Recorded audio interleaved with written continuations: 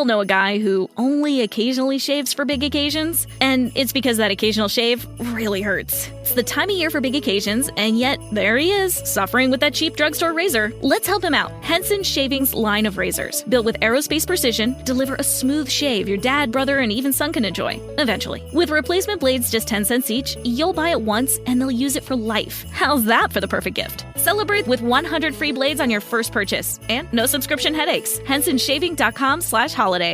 Seeing is believing, and you're not going to believe how bright and vivid the colors are on the Samsung Neo QLED and OLED TVs powered by the Neural Quantum Processor, because this is an audio ad. Unless you can see it, which means you already have one. Nice. Samsung, more wow than ever.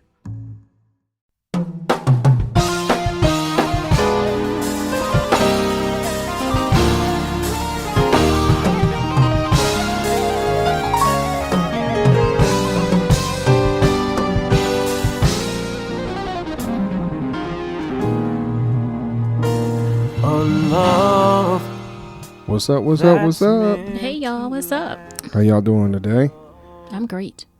Oh, you're doing great today? I am doing great today. That's what's up. That's what's up. This is Maurice. And this is Kafa. And you're listening to the No Fruit Podcast. And make sure you follow us on Fit. Tell the people what fit means. Tell them what it means. Why are you laughing like that? Why are you laughing like that? Okay, while the wife is over here choking. Oh, goodness, I need to get fit. Yeah. We are... so FIT stands for Facebook, Instagram, and Twitter. Thank you. You're so welcome. So make sure y'all get fit. And he didn't even come to save my life when I was choking over here, y'all. She's all right. She good. She Gucci. She Gucci. I'm a black woman. Okay, yeah. So, hey, y'all. Y'all know there's one Sunday out the month that some people really look forward to more ways than one. Some of them, they want to they go after that Sunday after Love Feast. You go and repent and ask your brother to forgive you, things like that. At Love Feast, and just want to take get a closer walk with God, and then you're breaking bread with them, things like that. And then there comes this Sunday, right? And then the Sunday, you have your, I'm not sure which church you attend, but I know in my church where my, especially the one where I was growing up in, where the pastor would go and says, this part of the communion ritual, which was, and he took the bread and gave thanks and broke it and gave it to them, saying, this is my body given for you. Do this in remembrance of me. Mm-hmm. And in the same way, after supper, he took the cup, saying, this is the cup of the New Testament, which is in my blood, which is poured out for you. Now, depending on which parallel version you read, is all different. But that was Luke chapter 2, verses 19 to 20. Mm-hmm. And so that particular Sunday I'm talking about is Communion Sunday. Communion Sunday. Now, let us break bread together. Let us break bread together on our knee. So those of you who know that song, y'all can understand where I'm coming from, right? Let us know that you know that song. Right. But Kafa and I, we were talking about some things about this. That this particular Sunday, where I know for me as a youngster, I was looking forward to it. Because Maurice, why did you look so forward to Communion Sunday? Because that was the one Sunday I can get some liquor. Oh my. Okay, maybe it wasn't all the way liquor and whatever else, but when you're used to drinking grape juice for breakfast and then someone tells you it's only grape juice and you go and get a little buzzy on your knees and you be like, this got a little tang to it. Oh, yes. that's a little different. It is different. It is different. You know, that's a little different. So, now, your church always had liquor for communion? I mean, I know the Bible says that Jesus turned water into wine. Right. You know, but did they always have liquor, or was there a time when they had Welch's grape juice? Like so, my church had Welch's grape juice. All right, so let's get a little more serious with this, okay? All right. I'm gonna try to anyway. You're gonna try? Yeah. So, are you taking communion? It's not even first Sunday. I know. But you know what? Let's think about that for a second. Okay. So think about you drinking. No. Okay. I'm good. So I would say that as far as I can remember, there was a bottle of many Chevets in the back. Okay. See, I was an altar boy. Yes. And I would see the Manny Chevets sitting back there. So as a youngster, I didn't know what that was. But you knew how to say it. No. Okay. No, and actually, I think I'm saying it wrong. This is the ghetto young people way of saying it. Okay. Because some friends and I, when we used to talk about it growing up, that's what we called it, Manny Chevets. Manny Chevets. Now, it did have a little twist to it. Yes. I mean, we do know that there were some people that would buy that before church and after church, and they were communing themselves. All right. So I have a few family members that do that. Yes. Oh, yes. So for me, as far as I can remember, because I was, like I said, I was an altar boy, yes, aka alkalite. I was in the back, and where I had to put on my robe and things like that. The Manny Chevets was sitting there on the counter. So were the wafers. For Communion Sunday, the wafers were, of course, put on the altar. But there was a set put in the back for the pastor that would uplift. Oh, okay. No, he would uplift it for communion service. Okay. Those would be the ones where, because he had a real big one that he would break in front of everybody. So when that verse would come out where he broke it, yes, he would lift it up high above his head. And so, like the Catholic churches. We were not Catholic, we were AME, but yes. I mean, so did y'all have a golden goblet like the Catholic churches too? Yeah. Oh wow. I mean, we were very again. Let me reiterate: we were very traditional in a lot of different things. Y'all wasn't black. No, we were black, most definitely. But I do believe that. So unfortunately, up until a certain age, and I know this movie didn't come out until later on, in my teen years, but I remember this one time when he had lifted it up, in my mind, now mind you, I was all crazy. I was thinking like it was the Lion King. He was lifting up Simba and everything. Like, yo, it was just like me and my craziness. You get what I mean? You know, so, but I do know that, again, with me being an altar boy, I used to watch people as they would sip on it. And we had some friends that as they were, so where we sat as altar boys, we sat within the altar rail. So when people would come up to the to the altar and they would kneel, like they would be right in front of our face, like, or whatever, like we would be right in their faces. Okay. So I was able to see everyone as they knelt down, how they cupped their hands, put their heads down, whatever. But don't let any of my friends sit there because, you know, just take a sip and then we'll look up all funny, like, oh yeah, we got some, you know. So and I do understand. I don't want anyone out there to take this the wrong way, that we did not reverence really what communion really is, things like that. But, you know, as a young person, you know, especially if you were not drinking, things like that. Hopefully none of the young people were drinking, but, you know, that's one of your first times of actually having a taste of something. Oh, yes. You know, so... I mean, I have a story about that. When you and I first started dating, I had taken my younger cousin with me. Right. She's about 15, 16 years younger than me. So I had taken her to your church, and I think we had gone a few times before, but this particular Sunday was Communion Sunday. Right. So we walked to the altar and we kneeled. And then when she was given the wafer, she knew what to do with that. When she was given the cup, no, it wasn't the goblet. It was the small little cup. Of course, the small. Little cup. But she looked at me and she said she couldn't drink it. And I said, why? And she says, because it's alcohol and I'm not old enough to drink yet.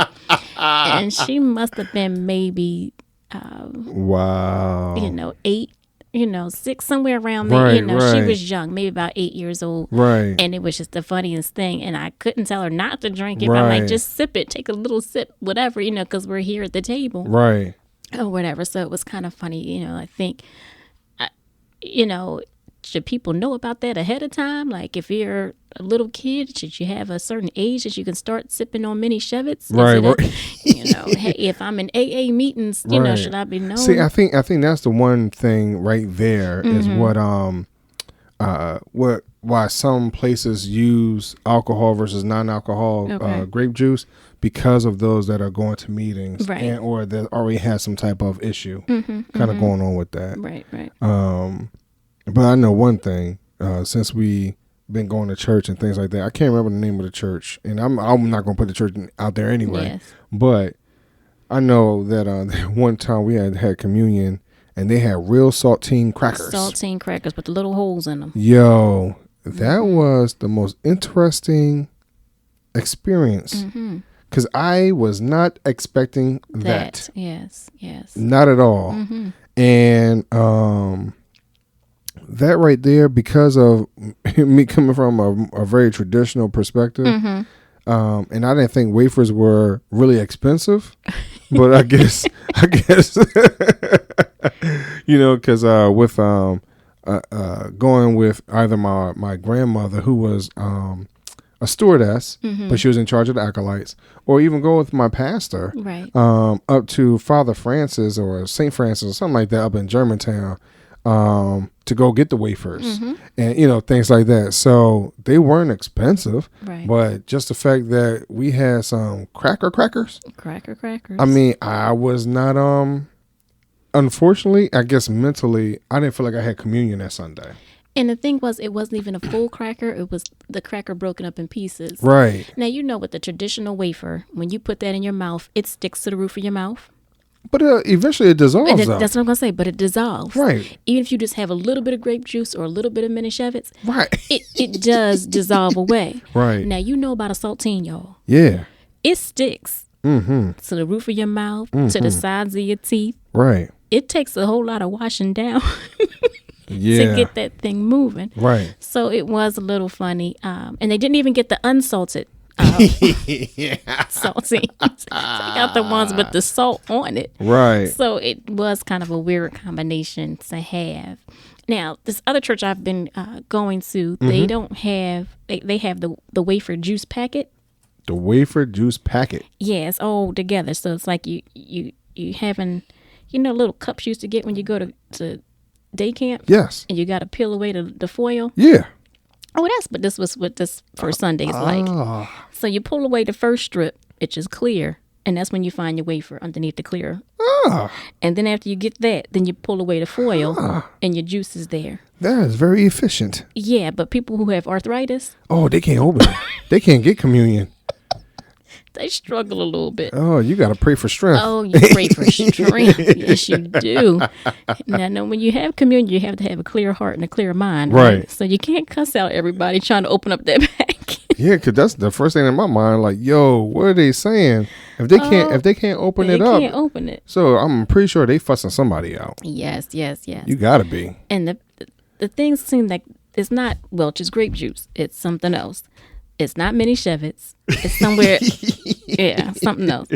So you have to get it. When they give it to you, you got to shake it. So when they give them out, you see everybody doing this shake it, Polaroid picture type thing. Because they're trying to shake, because it all settles at the bottom. Right. So you got to shake it up a little bit to kind of get it to really be grape. Almost like, when regular juice settles or something like that. Exactly. So it's quite funny to see everybody on, So that's not that doesn't sound like a pleasant experience either. It's interesting. It's interesting. Because sometimes things like that, Mm-hmm. and let's get a little more serious. Sometimes things like the looking forward to the alcoholic beverage, or like as you're saying, peeling back the wrappers. Mm-hmm. That can take you out of the spiritual high you may be on. Right. You know, Likewise, sipping from the same goblet can take you out of. I mean, we did not sip on the same goblet. I mean, he used it up in the front, but even when he had his associate ministers, everybody had their own cup. But he lifted up the goblet. The golden goblet was yes, lifted. It was highly lifted up. Yes, it was. Oh, right. But we did not drink out of it, and like we're medieval King Arthur type. It's not medieval. It's Catholic. In the Catholic faith, they do go around and they walk up and they all hold their hands and they get their wafer. What? We did not. And then they sip from the golden cup. Yeah, so I was trying to see how far you guys were emulating. No. Okay. All right. No. Okay. Listen, just because your church was a smaller church, I mean, yes, it was the same denomination, but every pastor, and or congregation uplifted the sacraments differently. Yes, I understand. So we just we've been to many churches. Yes, we on have. First Sundays, yes, we have. Some even do second Sundays. Yes. And we've seen many things happen. Yes. So these are just some of the things that we, some things that we experienced. We ain't talk about even all the rest of them. I just know that my church was a little different, and now the one and then I had the whole other side, which is where we had the saltine crackers. So can you imagine everything else in the middle of that? So I want y'all to tell us on social media. Tell us on Fit. On Fit. What y'all think and what y'all experience. I know we're laughing and joking about it a little bit, but and don't get us wrong, we understand the seriousness of this. So those of you who don't know, I am a licensed minister, and Kafa did go to ministry school, to become a minister. So we understand. I didn't finish, y'all. But it doesn't matter. You did attend. So basically, we both have been. We understand the seriousness of the sacraments, but we do understand that culturally in our churches, everybody does things differently. So in this society, it's a no fruit. Sometimes, as you had said, having these things can keep people away. And then for your churches are not fruitful because of you're having many shevets, or because of things are not the way that people would expect, or it's too much at that particular time. So just some things to think about. Especially if, depending on your upbringing, I think your upbringing plays a part of that, because again, for myself, and I'm only speaking for myself, the traditional part of me tends to stay away from church, or churches, I should say, that do not uplift the sacraments in some of the ways that I'm used to. And so, like one of the things you said was, on Wednesday you have Love Feast. Love Feast. Yes. I didn't know nothing about that. What? Love Feast? You hear me? I didn't know nothing about that. You didn't? What you mean you ain't know nothing about Love Feast? I didn't know. I didn't go to church every day of the week like you did. Oh. I was a weekend churcher, so when Friday, Saturday, Sunday was my church days. Oh yeah. So Wednesday was different. So okay. Yeah. So when we first had Love Feast and we took the bread and passed it around. Yeah, didn't know nothing about that. Take the piece of white bread and break it and share it to the next person. And the next person, everybody grubby fingers is on it. Yeah. And I'm looking like, I know we ain't supposed to eat this. What is this about? I was clueless. That needs an explanation. Oh, we have new people here. Let's explain what we're about to do. Had no clue. Yes, but see, then, so unfortunately, I know in my church, because some of them that had known you in other capacities, right? I know probably quite a few of them probably assumed that you knew. And I'm pretty sure that some of our friends that might be listening to this, to hear something like that. I mean, so mind you, we're talking early 20s by the time you and I got together. Yeah. You know, so for you to be in church all those years and not know what a love feast was. I mean, I heard about it. They had Oh, you heard about it? Wednesday night Bible study and love feast. So I thought that, Bible study and love feast. Yeah, but that means why didn't you go and attend? Or because you was in college and all that type of stuff? Even before college, in high school, and I started going to church on my own. Right. When I was in high school, I would say. Right. So 80 something. Yeah. So maybe before high school, maybe a little before then or whatever. But still, I had not attended midweek anything. So again, I was getting there and doing all that stuff on my own. I wasn't going with the family member or a parent. So midweek, late at night, I didn't live across the street. I didn't have a ride. Right. I mean, I understand that part. Yeah.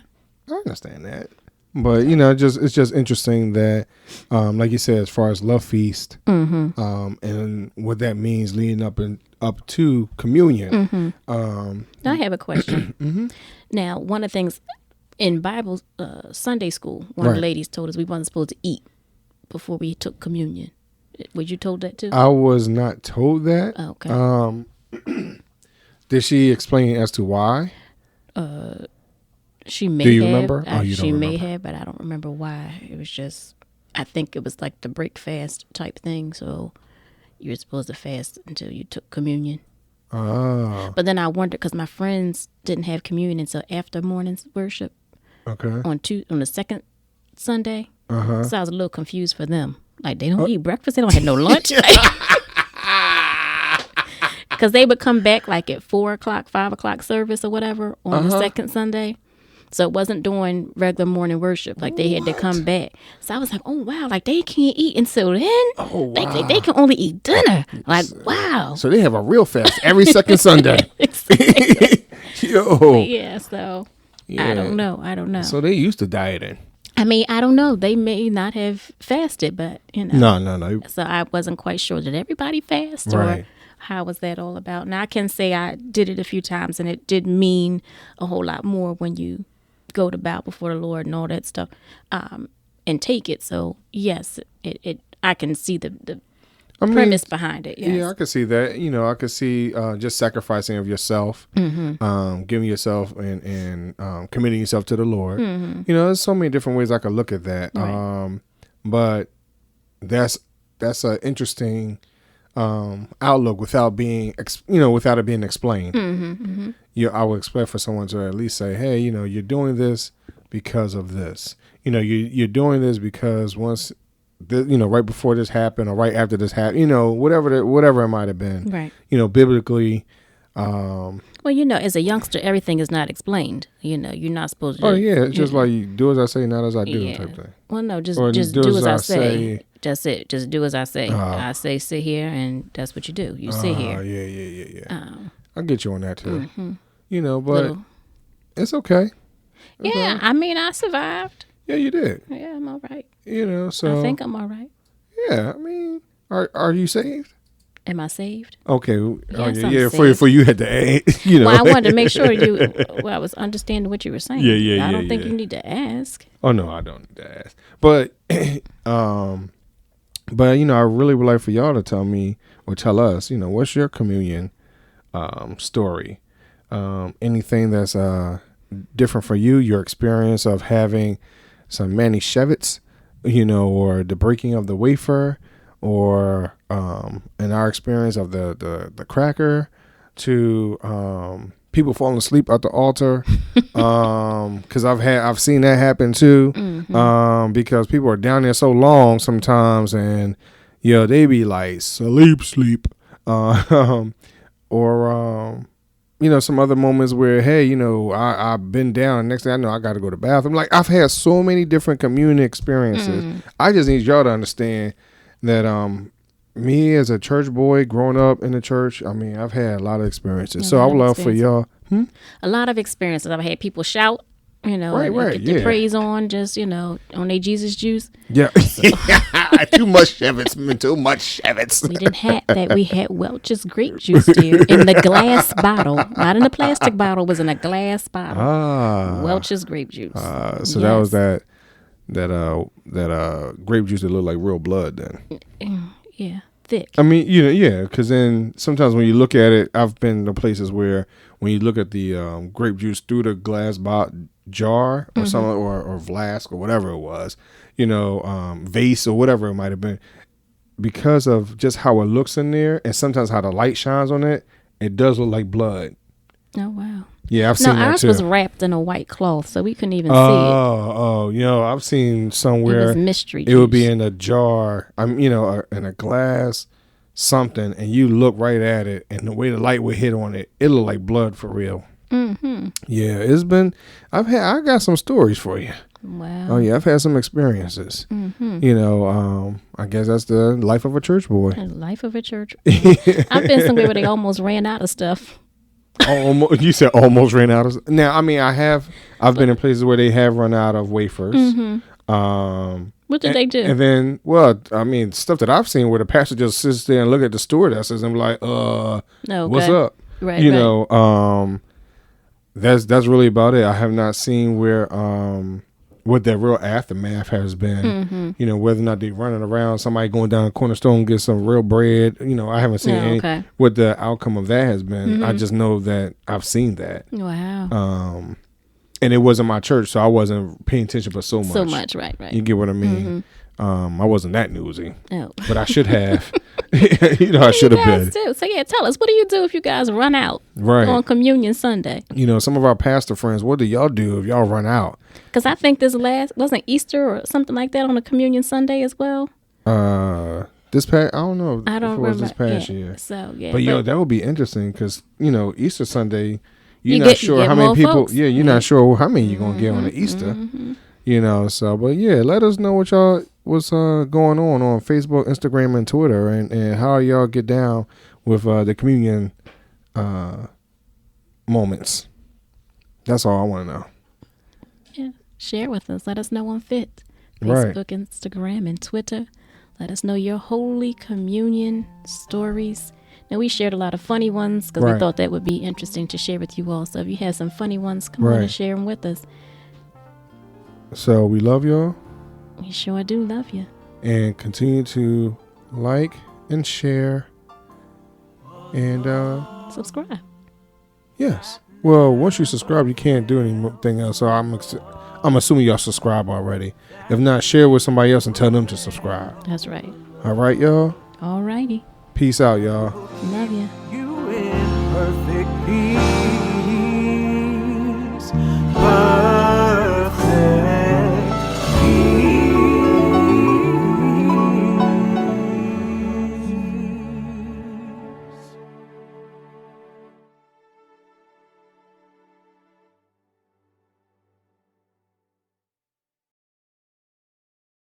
We all know a guy who only occasionally shaves for big occasions, and it's because that occasional shave really hurts. It's the time of year for big occasions, and yet there he is, suffering with that cheap drugstore razor. Let's help him out. Henson Shaving's line of razors, built with aerospace precision, deliver a smooth shave your dad, brother, and even son can enjoy, eventually. With replacement blades just 10 cents each, you'll buy it once, and they'll use it for life. How's that for the perfect gift? Celebrate with 100 free blades on your first purchase, and no subscription headaches. HensonShaving.com/holiday. Why don't more infant formula companies use organic, grass-fed whole milk instead of skim? Why don't more infant formula companies use the latest breast milk science? Why don't more infant formula companies run their own clinical trials? Why don't more infant formula companies use more of the proteins found in breast milk? Why don't more infant formula companies have their own factories instead of outsourcing their manufacturing? We wondered the same thing. So we made ByHeart, an infant formula company on a mission to get a lot closer to the most superfood on the planet, breast milk. Our patented protein blend has more of the important and most abundant proteins actually found in breast milk. We're the first and only U.S.-made formula to use organic, grass-fed whole milk, not skim. We even conducted the largest clinical trial by a new infant formula company in a quarter century, with clinically proven benefits like easier digestion, less spit up, and softer poops versus a leading infant formula. And we make our own formula in the USA and our very own factories in Iowa, Oregon, and Pennsylvania. ByHeart, a better formula for formula. Learn more at byheart.com.